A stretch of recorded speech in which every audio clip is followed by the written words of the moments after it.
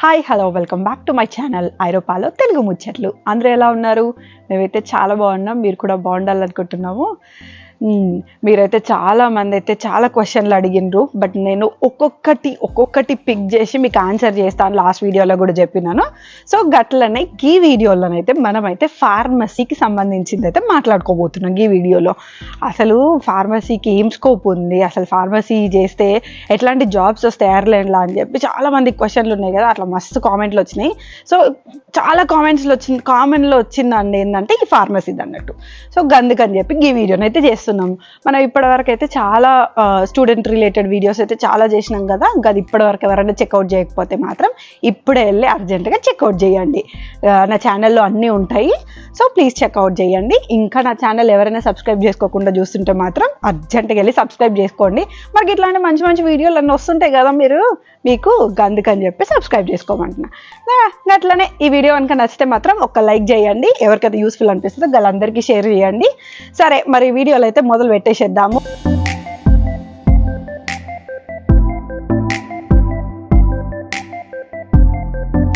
నేనైతే ఈ వీడియోనైతే జనరలైజ్డ్గా చెప్తున్నాను. మీరు ఈ వీడియోని బేస్ చేసుకొని మీరు రీసెర్చ్ అనేది చెయ్యండి. మీరు మళ్ళీ తర్వాత కింద కామెంట్లలో నాకు ఈ కోర్సు చేయాలని లేదు, నాకు అది అసలు టాప్ కోర్సులు ఏమున్నాయి అక్క, ఎట్లాంటి టాప్ కోర్సులు చేసి ఉద్యోగాలు వస్తాయి అని మాత్రం అడగండి. ఇదైతే జనరలైజ్డ్ ఇన్ఫర్మేషన్. నేనైతే అంత రీసెర్చ్ చేసి మీకు చెప్తున్నాను. ఆల్రెడీ ఒకళ్ళు ఎవరైతే ఇండియాలో బీ ఫార్మసీ చేసి ఎం ఫార్మసీ చేసి జాబ్ ఎవరైతే చేస్తున్నారో వాళ్ళకి ఇక్కడ జాబ్ ఎట్లా వచ్చింది అని చెప్పి వాళ్ళతో మాట్లాడి మరీ మీకు ఇన్ఫర్మేషన్ అయితే షేర్ చేస్తున్నాను.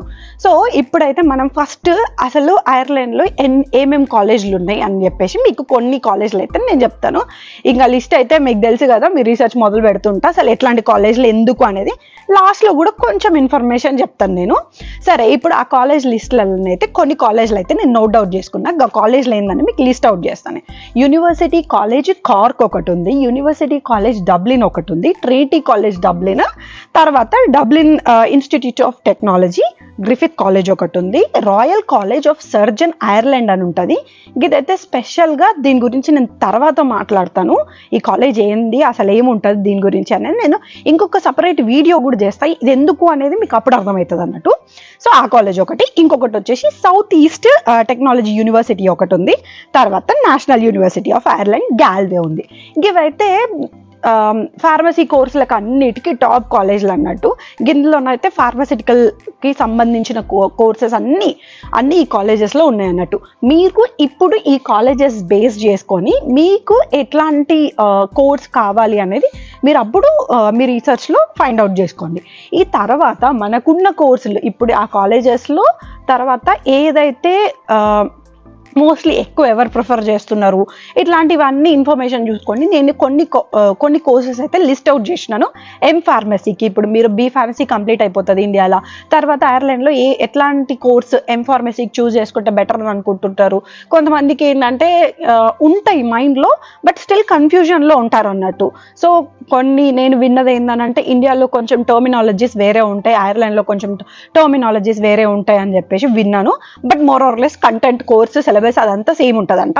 సో గదన్నట్టు గట్ల నేనైతే కొన్ని కోర్సులు అయితే లిస్ట్ అవుట్ చేసినాను. అవేందో మీకు ఇప్పుడు చెప్తాను. అది వచ్చేసి బయోఫార్మాసిటికల్ డెవలప్మెంట్ కోర్స్ అంట, తర్వాత pharmaceutical science with industrial practice అంట, ఆ తర్వాత pharma and health care logistics, తర్వాత industrial pharmacists, clinical pharmacy for primary care and community pharmacy. దీని గురించి కూడా నేను మీకు ఇంకొక వీడియోలోనైతే క్లియర్గా ఎక్స్ప్లెయిన్ చేస్తాను. ఇది కూడా చాలా మందికి డౌట్ ఉన్నది. ఇండియాలో నేను ఆల్రెడీ బీ ఫార్మసీ చేసినాను, డైరెక్ట్గా వచ్చి నేను ఇక్కడ ఫార్మసిస్ట్గా జాబ్ చేసుకోవచ్చు కదా, లేదు అంటే ఇండియాలో నాకు ఫార్మసిస్ట్ ఎక్స్పీరియన్స్ ఉంది 1-2 years, నేను డైరెక్ట్గా అదే ఎక్స్పీరియన్స్ పెట్టుకొని ఐర్లాండ్లో ఫార్మసిస్ట్గా జాబ్ చేయొచ్చు కదా అని చెప్పి చాలామందికి మైండ్లో ఒక క్వశ్చన్ లాగా ఉందన్నట్టు. సో నేను దానికి సపరేట్గా వీడియో చేస్తాను. అసలు ఐర్లాండ్లో ఫార్మసిస్ట్గా చెయ్యాలంటే ఏముంటాయి రిక్వైర్మెంట్స్ ఏంటి, అసలు ఎట్లా చేయాలి, అసలు సాలరీస్ ఎంత వస్తాయి, ఏమేమి అంటే ఏ లెవెల్స్ ఉంటాయి ఫార్మసిస్ట్గా అనేది మనం సపరేట్గా ఒక వీడియోలో అయితే చేసుకుందాము. ఆ వీడియోలో అయితే ప్రతి ఒక్కటి ఎక్స్ప్లెయిన్ చేస్తా. అది ఓన్లీ కేవలం ఫార్మసిస్ట్కే మాత్రమే.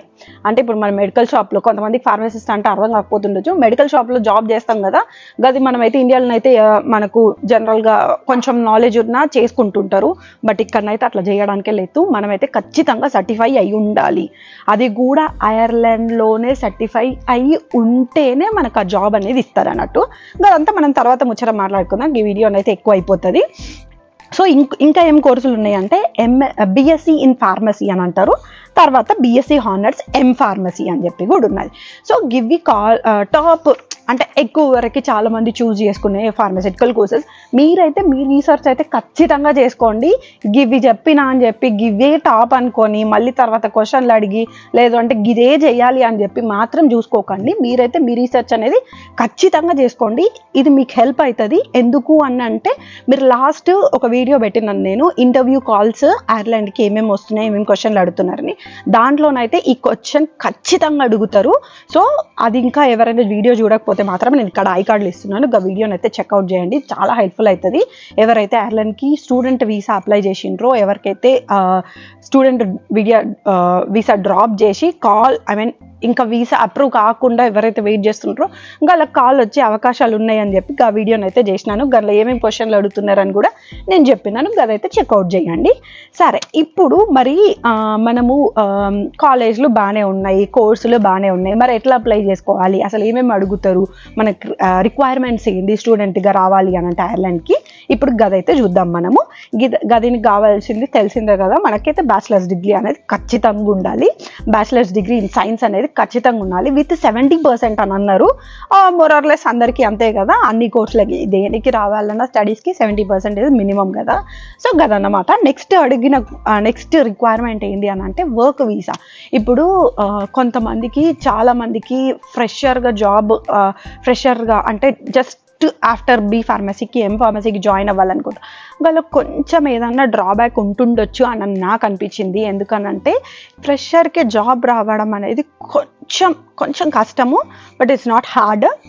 మీరు గట్టిగా ట్రై చేస్తే జాబ్ అనేది ఖచ్చితంగా వస్తుంది. కాకపోతే వాళ్ళు అడిగిన రిక్వైర్మెంట్స్లో వర్క్ ఎక్స్పీరియన్స్ ఉంటే బెటర్ అన్న, ఎందుకంటే ఫార్మసిస్ట్గా చేయాలన్నా మనకి వర్క్ ఎక్స్పీరియన్స్ అనేది కంపల్సరీ. నెక్స్ట్ ఇంకా గోయింగ్ ఫార్వర్డ్ ఫార్మసీ తర్వాత మనం ఏదైనా జాబ్ చేయాలనుకున్నా దానికి కూడా వర్క్ ఎక్స్పీరియన్స్ అనేది యూజ్ అవుతుంది అన్నట్టు. తర్వాత మనకేం కావాలి, ఇంగ్లీష్ ఎగ్జామ్ ఈజ్ మ్యాండేటరీ కదా, ఐఎల్స్ ఒకటి ఉంటుంది, టోఫెల్ ఒకటి ఉంటుంది, పీటీఈ అని ఇంకొకటి ఉంటుంది, ఆ తర్వాత డియోలింగో కూడా రాసుకోవచ్చు అన్నట్టు. ఇవన్నీ ఆ తర్వాత జిఆర్ఈ అనేది దీనికైతే లేదంట, not used required for admission for the institutions అని అన్నారు. కొన్ని లిస్టెడ్ ఇన్స్టిట్యూషన్స్లో జిఆర్ఈ అనేది యాక్సెప్ట్ చేయట్లేదు అన్నట్టు. తర్వాత మనకి ఇంకేం కావాలి, యాజ్ యూజువల్ మనం పెడతాం కదా మన రెజ్యూమే, సివి, ఎక్స్పీరియన్స్డ్, ఏమైనా ఎక్స్పీరియన్స్ ఉంది, ఇక్కడ వర్క్ చేశాను, అది ఇది అని చెప్పేసి మన ఎడ్యుకేషన్ బ్యాక్గ్రౌండ్ ఏంది అని ఇవన్నీ పెడతాం కదా, సివి ఇంపార్టెంట్. ఆ తర్వాత మన ఎస్ఓపి అనేది ఇంపార్టెంట్. ఇంకా నేను చాలా డాక్యుమెంట్స్ మిస్ అయినా, అవన్నీ మీరు నా ఫస్ట్ వీడియోలో చూడండి. స్టూడెంట్ వీసాకి డ్రాప్ చేయాలంటే ఏమేమి డాక్యుమెంట్స్ అవసరం అనేది ఆ వీడియోలో అయితే క్లియర్గా ఎక్స్ప్లెయిన్ చేసిన, అసలు ఎట్లా డ్రాప్ చేయాలి, ఏముంటుంది, ఏం కథ అనేది ఆ వీడియోలో అయితే క్లియర్గా ఎక్స్ప్లెయిన్ చేసిన. గది ఇక్కడ ఐ కార్డులు ఇస్తున్నాను, లేకపోతే నా ఛానల్లో కూడా ఉంటుంది, గది చెక్అవుట్ చేయండి. అక్కడ మీకు ప్రతి ఒక్కటి ఇన్ఫర్మేషన్ దొరుకుతుంది. ఇవైతే జస్ట్ అడ్మిషన్ రిక్వైర్మెంట్ కోసం అని చెప్పేసి నేనైతే లిస్ట్ అవుట్ చేసినాను. తర్వాత మనకి ఐఎల్స్కి స్కోర్ ఎంత అని అంటే ఐఎల్స్కి వచ్చేసి 61 స్కోర్ రావాలంట. తర్వాత టోఫెల్కి వచ్చేసి 6.0, పీటీఈకి వచ్చేసి మనకి 88 స్కోర్ రావాలంట, డియోలింగోకి 100 అని అన్నారు. ఇదన్నమాట. సో ఇప్పుడు మనం కాలేజ్లో అయిపోయింది, కోర్సులు అయిపోయింది, అసలు అడ్మిషన్ రిక్వైర్మెంట్స్ ఏంది అనేది అయిపోయింది. అసలు కాలేజ్లకి ఫీజులు ఎంత ఉంటాయి, అసలు ఎంత డ్యూరేషన్ అనేది నెక్స్ట్ చూద్దాము. ఇప్పుడు ఆ డ్యూరేషన్ అనేసరికి మోస్ట్లీ కొన్ని కోర్సెస్కి అంటే డిపెండ్ ఆన్ ద కోర్సెస్, మీరు ఏ కోర్స్ అయితే చూస్ చేసుకుంటారో depend on that course 1 year ఉండొచ్చు, 2 years ఉండొచ్చు. సో ఇవైతే మ్యాక్సిమం 2 years ఉండే కోర్సులు చాలా ఉన్నాయి నేను చూసినంత వరకు. నా రీసెర్చ్లో ఫార్మసీకి కోర్సులు అయితే చాలా వరకు 50% 1 year ఉంటే 50% 2 years కూడా ఉన్నాయి అన్నట్టు. గది ఇప్పుడు దానికి సంబంధించిన మనం ఫీజులు చూద్దాము. గదేంది, మాస్టర్స్ ఇన్ ఫార్మాసిటికల్ సైన్సెస్ చేయాలంటే 11,000 నుంచి 24,000 per annum అవుతుందంట. తర్వాత యూనివర్సిటీ కాలేజ్ డబ్లిన్లో అయితే 26,000 per annum ఉంది. 26,000 అంటే మన ఇండియన్ కరెన్సీ కాదు, ఐర్లాండ్ కరెన్సీ. 26 lakhs అన్నట్టు మన ఇండియన్ కరెన్సీలో. అది ఒక సంవత్సరానికి 26,000 euros అంట. తర్వాత ట్రినిటీ కాలేజ్ డబ్లిన్లో అయితే 20,000 per annum అన్నారు. తర్వాత national college of Ireland Galway అని చెప్పిన కదా, దాంట్లో కూడా 24,000 per annum ఇచ్చిండ్రు. ఇన్స్టిట్యూషన్ ఆఫ్ టెక్నాలజీ కార్లో మాత్రం కొంచెం తక్కువగా ప్రైజెస్ ఉన్నాయి పర్ ఇయర్. ఎందుకు ఇది అని అంటే నేను మీకు ఒక్క నిమిషంలో ఇంకొక కాలేజ్ ఉంది, అది కూడా చెప్పేసిన తర్వాత మీకు చెప్తాను ఎందుకు తక్కువ ఉన్నది అనేది. నెక్స్ట్ కాలేజ్ వచ్చి గ్రిఫిత్ కాలేజ్ అన్నారు. గ్రిఫిత్ కాలేజ్లో 15,000 per annum అని అన్నారు. అసలు కార్లో ఇవన్నీ ఇంత ప్రైజులు ఉన్నాయి, ఇంకా కార్లో యూనివర్సిటీకి ఎందుకు అంత తక్కువ ప్రైజ్ ఉందని అనుకుంటున్నారు కదా. ఎస్, ఇప్పుడు దాని గురించి చెప్తా కదా. ఎందుకు అని అంటే ఇవి ఉన్న కాలేజ్లన్నీ మనకి సిటీలో ఉన్నాయి. అంటే ఇప్పుడు డబ్లిన్ అని చెప్పినా కదా, Dublin is the greater city in Ireland, మన హైదరాబాద్ లెక్క మన తెలంగాణలో గట్లా అన్నట్టు. మిగతావి కార్క్ తర్వాత గ్యాల్వే ఇవన్నీ కొంచెం చిన్న సిటీస్ అన్నట్టు డబ్లిన్తో పోలిస్తే. అందుకని చెప్పేసి ఇంకక్కడ కొంచెం తక్కువ ఫీజెస్ ఉండొచ్చు. అది కాకుండా కార్లలో అయితే 7,500 అని చెప్పినాను కదా, ఎందుకు అంత తక్కువ పర్ ఇయర్ అని అంటే అదైతే లిటరలీ లైక్ డబ్లిన్ నుంచి 1.5 hour దూరంలో ఉంటుంది, చాలా చిన్న ఊరు. అందుకని చెప్పేసి దాంట్లో మనకి ప్రైజెస్ అనేది తక్కువ ఉన్నది కాలేజ్లో. అదేంటంటే కొంచెం చిన్న యూనివర్సిటీ అన్నట్టు, అది ఇంకా కాలేజ్ లాగానే ఉంది, యూనివర్సిటీకి అయితే చేంజ్ అవ్వలేదు. సో ఆ కాలేజెస్లో ఇంకా ఇప్పుడే స్టూడెంట్స్ రావడం అనేది ఎక్కువ ఫ్లోటింగ్ అనేది స్టార్ట్ అయిపోయింది. ఈ కాలేజెస్ అన్ని పాత, ఇప్పుడు నేను చెప్పిన లిస్ట్ అవుట్ కాలేజెస్ అన్న పాత కాలేజ్లు అన్నట్టు. అది ఆల్రెడీ టాప్ కాలేజెస్ కాబట్టి ఎక్కువ ప్రైజెస్ ఉన్నాయి.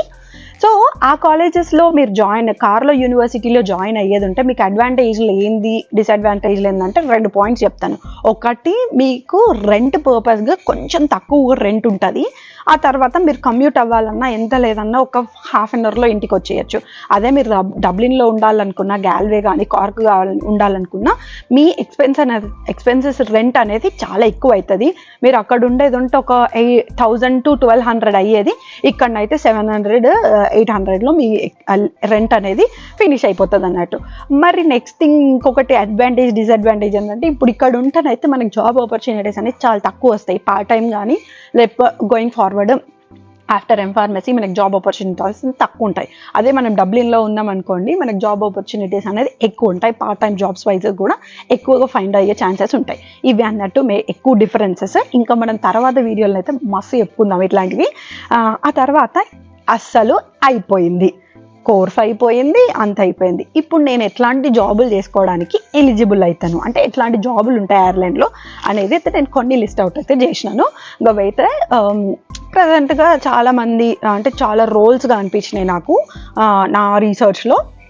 ఇంకా లిస్ట్ అవుట్ ఏంది అని అంటే ఫుడ్ అండ్ డ్రగ్ ఇన్స్పెక్టర్ ఒకటి, తర్వాత కెమికల్ టెక్నీషియన్ ఒకటి, తర్వాత డ్రగ్ టెక్నీషియన్ ఒకటి, డ్రగ్ ఇన్స్పెక్టర్ ఒకటి, హెల్త్ ఇన్స్పెక్టర్ ఒకటి, ఫార్మాకో విజిలెన్స్ అసోసియేట్ ఉంది, క్లినికల్ అసోసియేట్ ఉంది, క్లినికల్ ట్రయల్స్ ఉంది, తర్వాత మనకి డ్రగ్ క్వాలిటీ కంట్రోలర్ ఉంది, తర్వాత R&D ఉంది, మ్యానుఫ్యాక్చరింగ్ ఒకటి ఉంది, క్లినికల్ రీసెర్చ్ ఒకటి ఉంది, అనలిస్ట్ కెమిస్ట్ అని చెప్పేసి ఉంది. సో ఇట్లాంటి జాబ్లు అయితే చాలా ఉన్నాయి ఫార్మసీకి సంబంధించిన. ఈ జాబ్లన్నీ మనం చేసుకోవచ్చు అన్నట్టు. సో ఇదన్నమాట. ఇప్పుడు మరి శాలరీలు ఎట్లా ఉంటాయి ఈ జాబులకి అని అనుకుంటే మోర్ ఆర్ లెస్ మంచిగానే ఉన్నాయి శాలరీలు కూడా. ఇప్పుడైతే మస్తు హైలీ స్కిల్డ్ వర్కర్స్ అవసరం ఐర్లాండ్లో. అందుకని చెప్పి శాలరీస్ కూడా ఒక 6 years బ్యాక్తో పోలిస్తే ఇప్పుడు శాలరీస్ అయితే మంచి శాలరీస్ వస్తున్నాయి. 60K 70K, కొన్ని రోల్స్కి అయితే అంటే మేనేజ్మెంట్ లెవెల్ ఉన్న రోల్స్కి అయితే 90K కూడా వస్తున్నాయి. సో గట్లా ఉంటాయి అన్నట్టు. బేస్డ్ ఆన్ నేను చెప్పినా కదా, డబ్లిన్లో అయితే కొంచెం శాలరీస్ ఎక్కువ ఉంటాయి, అవుట్ ఆఫ్ డబ్లిన్ అయితే కొంచెం శాలరీస్ ఎక్కువ ఉంటాయి. ఎందుకంటే living expenses, cost of living దాన్ని బట్టి శాలరీస్ కూడా చేంజ్ అవుతుంటాయి అన్నట్టు. ఇదన్నమాట ఓవరాల్గా మనం అసలు ఐర్లాండ్లో ఫార్మసీ చేయాలంటే కోర్సులు ఏముంటాయి, కాలేజీలు ఏముంటాయి, ఫీజులు ఎంత ఉంటాయి, ఎట్లాంటి జాబ్ ఆపర్చునిటీలు వస్తాయి అని చెప్పి ఇదన్నమాట ముచ్చట.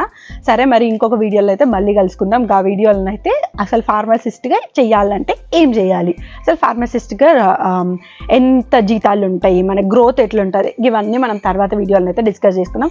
ఇది చెప్పినా కదా మీకు మొదట్లోనే ఆల్రెడీ ఇదైతే జనరలైజ్డ్ వీడియో. చాలా మంది అడుగుతున్నారు ఫార్మసీ గురించి చెప్పండి అక్క, ఫార్మసీ గురించి చెప్పండి, అసలు ఎక్కడ ఎతికినా దొరకట్లేదు అని చెప్పి. సో మీకోసం అని చెప్పి నేను రీసెర్చ్ అంతా చేసినాను. సో మనం ఇంకా వేరే వీడియోలను అయితే చాలా ముచ్చట్లు అయితే చెప్పుకుందాం. మరి ఈ వీడియో నచ్చితే ఏం చేస్తారు? లైక్ చేస్తారు కదా. గట్లని ఇంకేమన్నా తెలుసుకోవాలనుకుంటే కింద కామెంట్స్లో కామెంట్ చేయండి. ఇన్స్టాగ్రామ్లో మెసేజ్లు పెట్టేటప్పుడు ప్లీజ్ మళ్ళీ గదే హాయ్ వస్తున్నది. కాకపోతే మీ క్వశ్చన్లు అయితే అడుగుతున్నారు, అట్లనే అడిగేసేయండి. ఇంకా నాతో ఎవరైతే మాట్లాడాలనుకుంటారో కింద టాప్ మేట్ సెషన్ లింక్ ఇస్తున్నాను, గా సెషన్ బుక్ చేసుకోండి, హ్యాపీగా నాతో మాట్లాడుకోండి. ఇంకా గోయింగ్ ఫార్వర్డ్ మీకు చాలా మంచి ఇన్ఫర్మేషన్ షేర్ చేయడానికి అయితే నేను చాలా ప్లాన్ చేస్తున్నాను. సో గదన్నమాట. సరే మరి ఇంకో వీడియోలో మళ్ళీ కలుసుకుందామా? అంతవరకు బాయ్.